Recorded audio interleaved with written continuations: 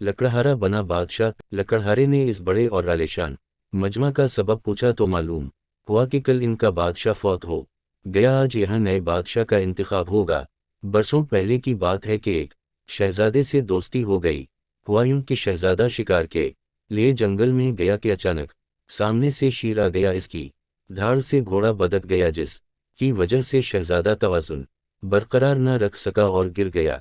शेर को बिल्कुल सामने देखते हुए शहजादे ने फौरन तलवार निकाली और मुकाबले के लिए तैयार हो गया। शेर इसकी जानिब लपका। शहजादे ने तलवार घुमाई जो शेर की पसलियों में लगी। अब जख्मी शेर और भी खतरनाक हो गया था। इसने शहजादे पर छलांग लगाई तो शहजादे के हाथ से तलवार गिर पड़ी। शेर ने शहजादे को जख्मी कर दिया। शहजादे ने खूब मुकाबला किया मगर बिखरे दरिंदे से मुकाबला आसान ना था। आखिरकार शेर ने इसे गिरा दिया। करीब था कि शहजादे की गर्दन दबोचता अचानक शेर धाड़कर पीछे को मुड़ा। किसी ने इसकी कमर में बड़ी जोर से कुल्हाड़ा मारा था।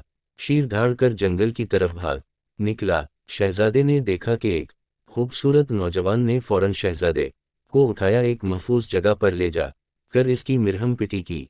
कुछ देर बाद शहजादे के मुहाफिज इसे ढूंढते हुए पहुंच गए। इन्होंने शहजादे को दूसरे घोड़े पर बिठाया और महल की तरफ रवाना हो गए।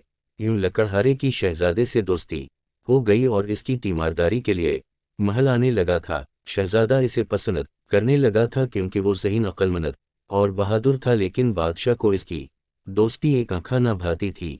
इसने शहजादे को हुक्म दिया कि इससे दोस्ती ख़त्म कर दे। शहजादे ने एहतिजाज किया कि वो मेरा मुहसिन है और बहुत अच्छे अखलाक का मालिक और सहीन इंसान है। गरीब होना कोई जुर्म नहीं, ऐसे समझदार से दोस्ती का हाथ बढ़ाया है। अब मुझे ज़ेब नहीं देता कि इससे ताल्लुक़ तोड़ूं।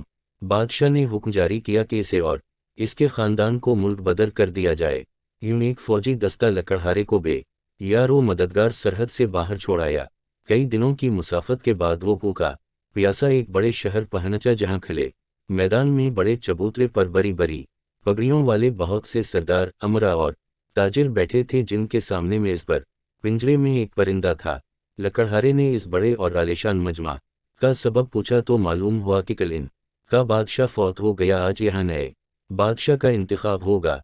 बेशक आदमी की हैसियत और इख्तियार का मालिक व खालिक वही है जो दिन रात को आपस में तब्दील करने की ताकत रखता है। कुछ लम्हों में चबूतरे पर रखा पंजरा खोला जाएगा, इसमें बैठा परिंदा जिसके कंधे पर बैठेगा वही हमारा बादशाह होगा।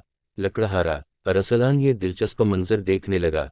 किस्मत की खूबी, जब पंजरा खोला गया तो परिंदा उड़कर अरसलान के कंधे पर आन बैठा। लोगों ने तालियां बजाएं और अपने नए बादशाह को महल ले आए और रसूमात की अदायगी के बाद बादशाहत का ताज अरसलान के सर पर सजा दिया गया। यूं मेहनत व मशक्क़त करने वाला नेक दिल और बहादुर लकड़हारा बादशाह बन गया। चंद रोज़ आराम व सुकून से हालात का जायज़ा लेने के बाद इस ने ममलूकत के मामलात देखने शुरू किए तो मालूम हुआ कि मुल्क में लाक़ानूनियत, लौटमार, गंडागर्दी, चोरी चुकारी आम है। बेतहाशा करप्शन और रिश्वत सतानी का बाजार गर्म है। बासर जालिमों से किसी की जान व माल महफूज नहीं।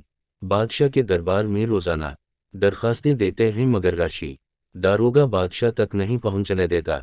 रिश्वत के बगैर कोई काम नहीं होता। इसने ऐलान करवाया कि आज के बाद कोई रिश्वत नहीं लेगा। अगर मालूम हो गया तो इसकी सज़ा फांसी होगी।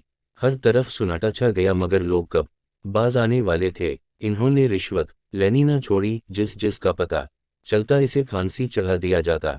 कुछ ही दिनों में रिश्वत लेने और देने वालों में नुमायां कमी देखने में आई। रिश्वत के खात्मे के साथ ही गंडागर्दी और लाक़ानूनियत का भी खात्मा हो गया। हर शख्स अपने फ़राइज़ और दूसरों के हुकूक का ख्याल करने लगा।